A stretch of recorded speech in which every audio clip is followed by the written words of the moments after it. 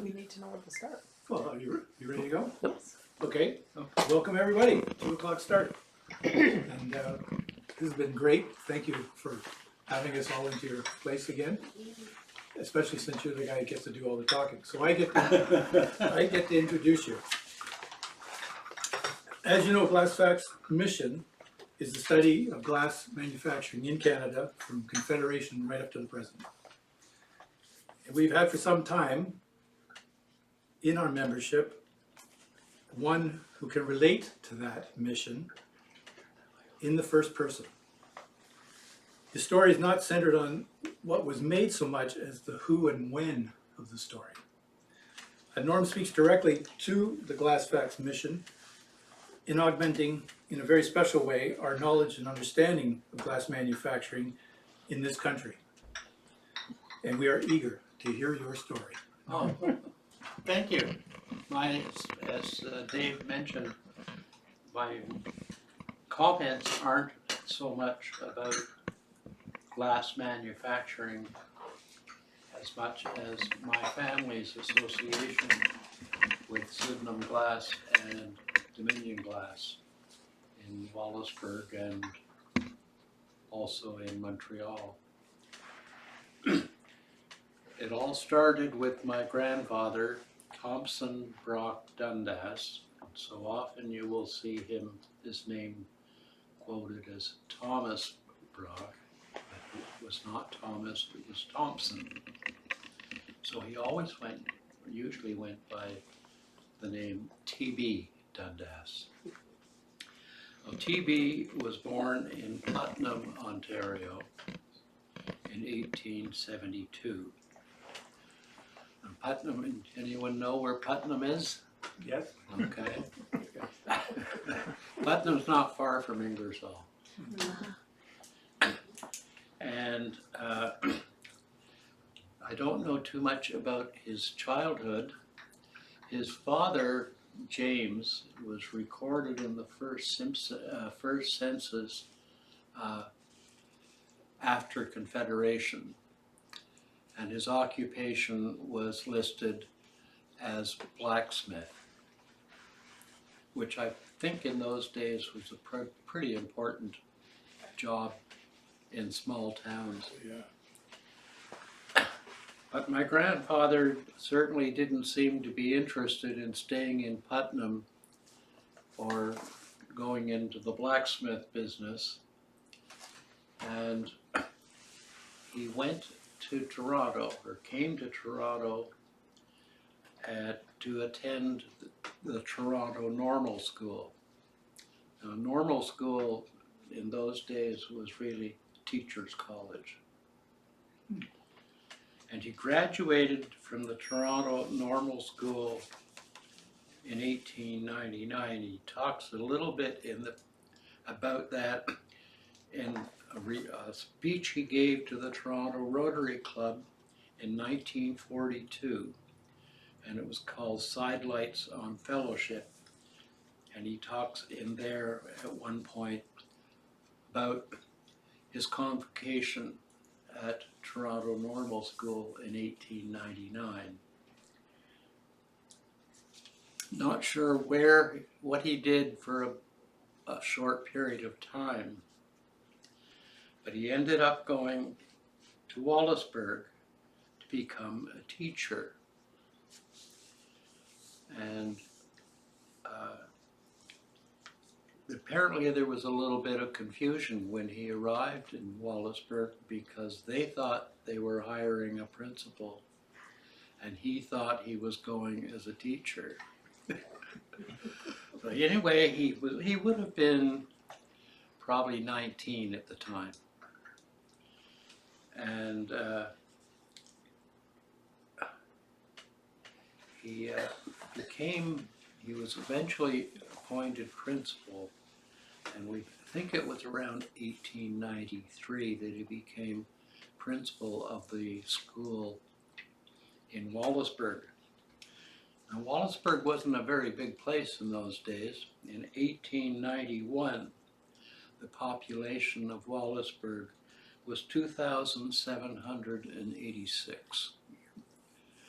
So it was a pretty small community. Even back in 1931, it was only a little over 4,000. He left teaching after about the same time that he became principal, maybe a year or two after, and he was lured into joining Sydenham Glass by D.A. Gordon. D.A. Gordon was probably referred to often as Mr. Wallaceburg.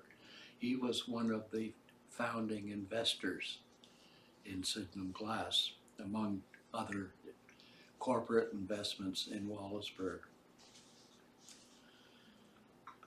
It's quite a little uncertain as to what date he left teaching and went to work for Sydenham. In 1897, he was appointed Secretary-Treasurer of Sydenham Glass Company. And in 1912, he was appointed Secretary-Treasurer. D.A. Gordon apparently was very impressed with my grandfather's abilities, and that's why he lured him from teaching to go to Sydenham Glass. Dominion Glass was chartered in May of 1913, but my grandfather remained in Wallaceburg with Dominion Glass. In 1915, I found some interesting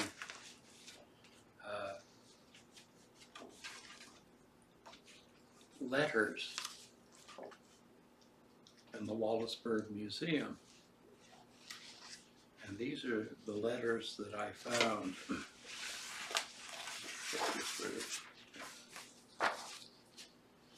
And they all relate to what was referred to as the local opinion. And what the local opinion had to do with prohibition. And there was a lot of pressure being put on Dominion Glass to stop producing beer bottles and whiskey bottles. And of course, my grandfather, being Secretary-Treasurer, was the one that was getting all of the pressure. And the pressure that was being levied on him was to go into the plant and talk to the employees and convince them to vote against the local objection. He absolutely refused, and he said, in many of these letters, that he was not going to get involved in the issue at all, and he was not going to take a position on one side of the issue or the other. And I think the reason he wasn't going to get involved was that he was a Presbyterian, well, he was a Methodist, and he did not drink. Oh. But he did not object to anyone else who did. And so this was very interesting reading. And if anyone wants to look at these letters, they're welcome to.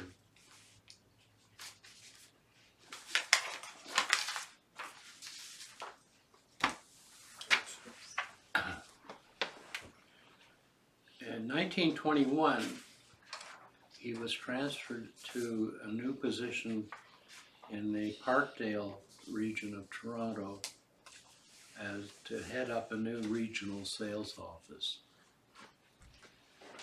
And he was appointed a company director at that time. In 1928, he was appointed general sales manager and moved to Montreal. He retired in 1938 and retained his directorship until he died. He died on November 1946. My father, Fred, was born in Wallaceburg in 1906. So that was his hometown, his birthplace.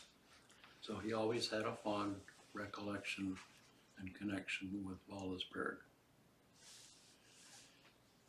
In 1921, when my grandfather was transferred to Toronto, my father attended Oakwood Collegiate, where he met my mother, and then went on to the University of Toronto, where he graduated in 1928 with a Bachelor of Commerce degree. At that time, my grandfather asked him what he was going to do, and my dad said that he thought he'd apply for a job at Dominion Glass.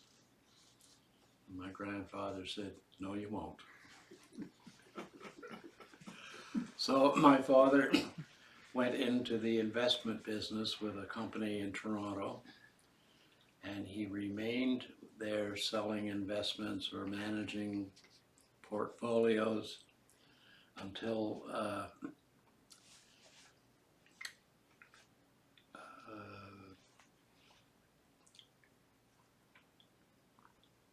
till 1935. And of course, at that time, my grandfather was in Montreal, my father was in Toronto, and investment businesses weren't doing too well through the Depression, and the company he worked for went out of business. So he was unemployed, and he applied for a position with Dominion Glass and was hired. And so he joined in 1935 in the sales office in Hamilton. In 1937, he was transferred to the Toronto sales office. And in 1943, he was transferred from Toronto to Montreal as assistant secretary. He was appointed secretary in 1945, and 1953 was appointed secretary and treasurer. 1955, he was appointed vice president and secretary. And in 1956, Tom Bassett, who was the president of Dominion Glass at the time, had a massive aneurysm, and they didn't think he was going to survive.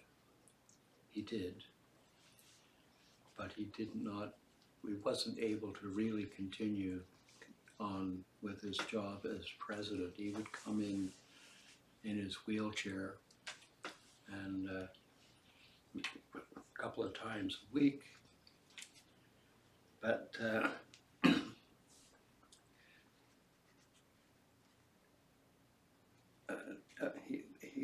so my father was appointed as executive vice president of Dominion Glass in 1956. In February 1957, my father was named an honorary citizen of Wallaceburg. And I'll come back to that in a bit. In December '59, Tom Bassett had passed away, and my father was appointed president of Dominion Glass Company. In July 27th, 1961, there was a new bridge being commissioned in Wallaceburg, and it was a replacement of an old bridge that was the north the North Branch Bridge over the North Sydenham River. And it was a joint venture between the province of Ontario and the city of Wallaceburg, or town of Wallaceburg. 80% paid by the province and 20% by Wallaceburg. That was opened in 1961. This is my grandfather, and this is the official opening of the Dundas Bridge. Now,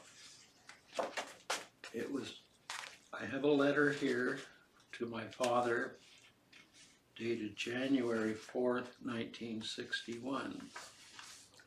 And in it, the Reeve of the town of Wallaceburg writes, "The nature of naming this bridge has come up with the road commissioner of Kent County, in which I represent Wallaceburg. Amongst names suggested, they have unanimously selected the name of your late father, T.B. Dundas, in memory of his many efforts in the public endeavors of the community and Wallaceburg and district. His many efforts included 5 terms as mayor of Wallaceburg." In one item I read, it said that he served 6 terms. As it turned out, the first term that he ran for was in 1901. And during the campaign, he became very reluctant to actually run for the office. And even though he didn't want to be elected after much thought, he was elected unanimously, and he never served. So when you look at the mayor's list of mayors in Wallaceburg, he's not listed in 1901, but he is listed in 1902 and 1903. And then he ran again in 1913, 1914, and 1915. Now I have a couple of articles here that described what it was like in Wallaceburg in those days. And the first one is from the Chatham Daily News, dated July 29, 1961. And it was written by a former, I'm not sure who it was written by, but it's entitled "New Bridges Named by Former Town Mayor." And I've taken selections from the article. "The late Mayor T.B. Dundas gave Wallaceburg 6 excellent years of faithful service. For 3 years in 1901, 2, and 3, and again in 1913, 14, and 15. Aggressive and alert to the problems facing the town in its early growing period, he was intensely interested in expansion of facilities that go to create the spirit of a municipality. On the start, Mr. Dundas was concerned with financing such problems as the commencement of a drainage system for the center of Wallaceburg. Later during his term of office, 2 other projects called for important decisions: construction of pavements in the business section and the town's first water works system. Mr. Dundas gave his best talent to the latter schemes and worked many extra hours in addition to the duties as a school principal, and later in connection with his administrative work at Dominion Glass Plant. And the other article is from the Chatham Daily News, and it was written by Victor Lauritsen. Now, the name Lauritsen is familiar to me, but I did not know Victor. But he seems to have known my grandfather when Victor was a young boy. It says, among our West Kent urban principals, Dundas was tops. In those days, I'd see him occasionally in our old house on Taylor Avenue, and I saw a lot of him at a Chatham District Teachers Convention one year, featured by an evening tour of D.A. Gordon's Sydenham Glass Factory. Next thing we knew, D.A. Gordon, always on the look for potential industrialists, had lured West Kent's best teacher into his orbit. What a long time ago it is. Thompson Brock Dundas was no mere protege of a great industrialist and civil patriot. He was a civil patriot and industrialist in his own right. A great industrial leader, he gave to the hometown he loved more than the industrial leadership. 5 times mayor, he led the community in a search for greater things. The town needed waterworks system, and T.B. Dundas led the campaign that brought that. More than any other man, but with the almost any other man loyalty rallying around, he secured a Carnegie Library for Wallaceburg. At every chance, he did his part in the making of modern Wallaceburg. For T.B. Dundas, Wallaceburg had been the town of his adoption. For Fred N. Dundas, it was his birthplace. But for both, it was a community father and son had loved and were happy to call home. And for a son who had found in his father a guide, exemplar, and friend, the dedication of the memorial brought a moment in which glowing pride and humble gratitude were mingled. So those are 2 articles from the newspapers. These are the 2. That's one of them. And that one is one of the others. And those.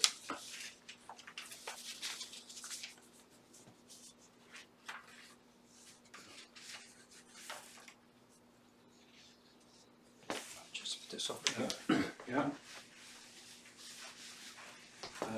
Dominion Glass was acquired by Consolidated Bathurst in 1967, and Dad was appointed chairman of Dominion Glass, and he was chairman until he passed away in 1968.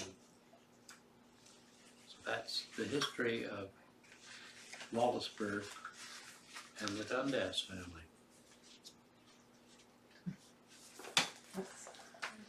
Very good. Wow.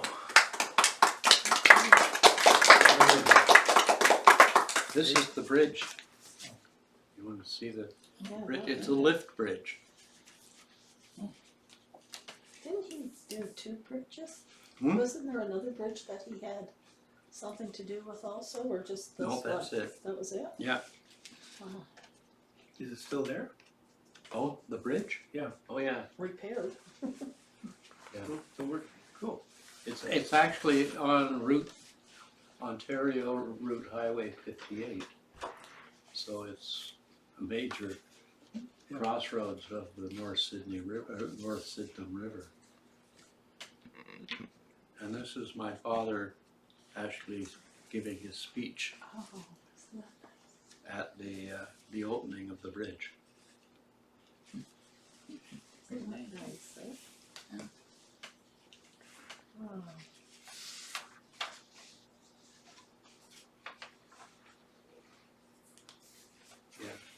the bridge is actually at the intersection where the Sydenham River branches off to the North Sydenham River, so it's a major intersection in Wallaceburg. Is that it? That's it. Okay, good. Dave? I'd like to thank Norm for the information. I find it very fascinating when you can actually talk to someone who has a family connection to the business. Most of us got interested in glass out of a hobby that didn't have a familial tie to it. To have someone that is has that familiar tie is very interesting, and the conversations about your grandfather and his connection to the Wallaceburg glass is really very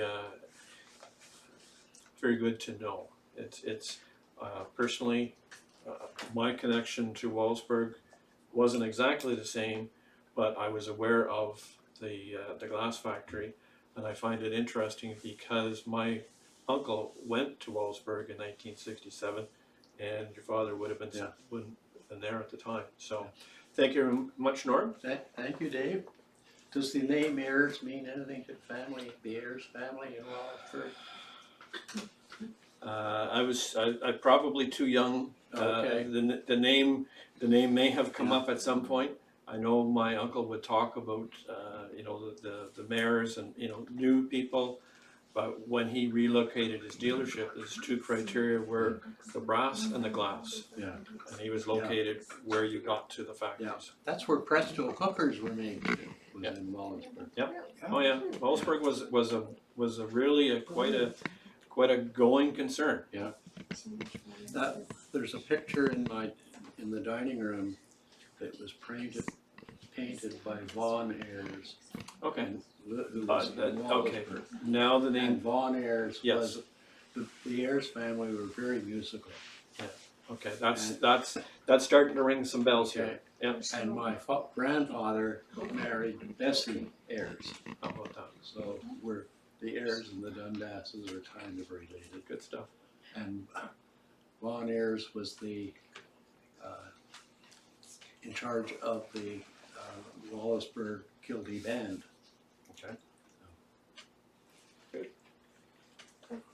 Anybody have any? I do. Norm, questions? did you work at Dominion Glass? I worked at Dominion Glass for a couple of summers when I was at university at McGill. So I worked in the Point St. Charles plant in the office. My job was to calculate the daily bonuses that the machine operators made. And I can remember once or twice I'd made a mistake in my calculation. And within minutes of the information being fed back to the machine operators, there was one of them at my desk, complaining because he knew I'd made a mistake. They were pretty good guys that way. And then my twin brother worked at Bathurst Containers for 2 years after graduating with a Bachelor of Science in Organic Chemistry from McGill. And he ended up, after he left Bathurst and went to Hamilton to work for Dominion Glass. And he was there from 63 to 1968. Then he was transferred back to Montreal. He died in 69. So. And my older brother, I think, worked a couple of summers at the plant in Point St. Charles. Did your father ever talk about the flooding? No, but I had heard. Well, I'd heard about the flooding in the Point. Yeah, Because it was prone Yeah. to flooding in the area. yeah. The bottom fell out of one of the furnaces. Went all the way down the basement.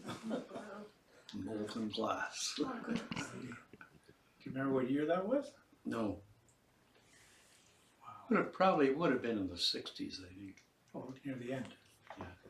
Because there was a major flood there in 67. Yeah, okay. That's probably it. Yeah. Holy crow. Any other questions?